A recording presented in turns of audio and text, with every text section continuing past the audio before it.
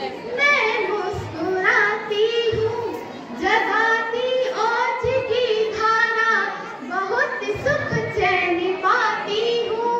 ना मेरे शब्द है उनके लिए जो देशद्रोही है, वतन से प्यार है जिनको उन्हें कविता सुनाती हूँ। वतन से प्यार है जिनको उन्हें कविता सुनाती हूँ।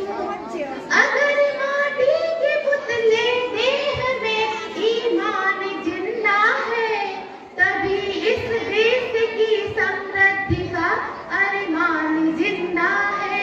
ना भाषण से है उम्मीदें, ना वादों पर भरोसा है, शहीदों की बदौलत मेरा हिंदुस्तान जिंदा है। शहीदों की बदौलत मेरा हिंदुस्तान जिंदा है। मैं कुछ नाम गिनवा रही हूँ, आपको ये बताना है कि इनके बीच समानता क्या है, कौन सा धागा इन सबको एक दूसरे से जोड़ता है। भगत सिंह, सरदार वल्लभ भाई पटेल, राम प्रसाद बिस्मिल, अशफाक उल्लाह खान और लाला लाजपत राय।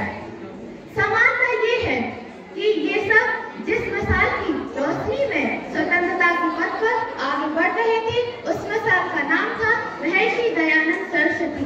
मैं आज आपको उस ज्योति पुंज, उस युग पुरुष के बारे में बताऊंगी जिसे बाएं हाथ से लिखे हुए इतिहास में वो मान, वो सम्मान, वो स्थान नहीं मिला जो उसे मिलना चाहिए था। दुनिया को अपना सर्वश्रेष्ठ दीजिए, आपके पास सर्वश्रेष्ठ लौट कर आएगा। आर्यभट्ट उठ जाग, आगे बढ़, समय आ गया है। नए युग में प्रवेश कर ये शब्द है भारत की महान ऋषि परंपरा में जन्मे श्री मूलशंकर तिवारी के, जिन्हें आज हम महर्षि दयानंद सरस्वती के नाम से याद करते हैं। स्वामी जी गुलाम भारत में जन्मे थे। जब कंपनी सरकार अपने खजाने भरने के लिए भारत की असीमता को दिन रात लूट रही थी, अंग्रेज जानते थे कि भारत की आस्था, ज्ञान और स्वाभिमान की जड़ें कितनी गहरी है। बिना संस्कृति की जड़ें काटे भारत को ज्यादा दिनों तक गुलाम बनाए रखना संभव नहीं होगा। लॉर्ड मैकाले का वो कथन तो आपको याद ही होगा, भारतीयों में ही भावना भर दो, उन्हें विश्वास दिला दो कि संस्कृति की कुछ परंपराएं और मान्यताएं खोखली है। जहाँ तक कि भारतीयों को पहनावा, खान पान, बोली, भाषा सब शुद्ध है। अगर उन्हें आगे बढ़ना है तो अंग्रेजों के पद चिन्हों पर चलना चाहिए। गौरी सरकार को अपना माई-बाप समझना चाहिए। भारत में एक ऐसी नस्ल पैदा करो जो बाहर से देखने में भारतीय हो, लेकिन अंदर अंग्रेजियात कूट-कूट कर भरी हो। अंग्रेजियात का यही मोह इन्हें वर्षों तक हमारा गुलाम बनाए रखेगा और भारत में ब्रिटिश राज्य का सूर कभी अस्त नहीं होगा। स्वामी दयानंद सरस्वती गौरी चंडी का निकाला मंत्र समझ चुके थे।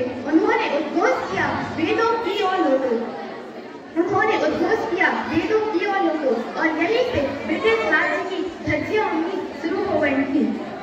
इसी भारत का दुर्भाग्य कहे या तथाकथित बुद्धिजीवियों को कस्मसिद सोच, जिन्होंने सेकुलरिज्म के नाम पर भगौड़े अकबर, बाबर को हमें बचपन से ही रटा दिए थे, लेकिन स्वामी जी के विचारों से हमें सदैव दूर रखा।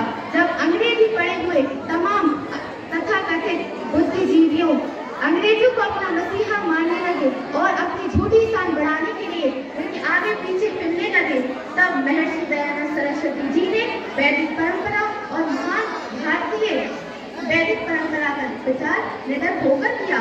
यही कारण था ब्रह्मियों के भोए स्वामी जी पर सदैव चली रहती थी। दमनकारी अंग्रेज राज में जब अंग्रेजों के आगे लोग आंख उठाने से डरते थे, तब स्वामी जी कहा करते थे, भारत सिर्फ भारतीयों का है, अंग्रेजों को यहाँ से जाना ही होगा।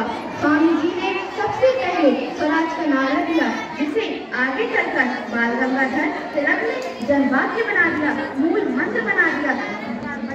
अपने सरदार पटेल ने स्पष्ट शब्दों में कहा था, स्वामी दयानंद सरस्वती ने ही वास्तव में स्वतंत्रता की नींव डाली थी। सरकारी पाठ्यक्रम में कभी हमें बताया ही नहीं गया कि 1800 1997 की स्वतंत्रता संग्राम की योजना बनाने वाले अग्रणी लोगों में स्वामी दयानंद सरस्वती सबसे प्रमुख थे।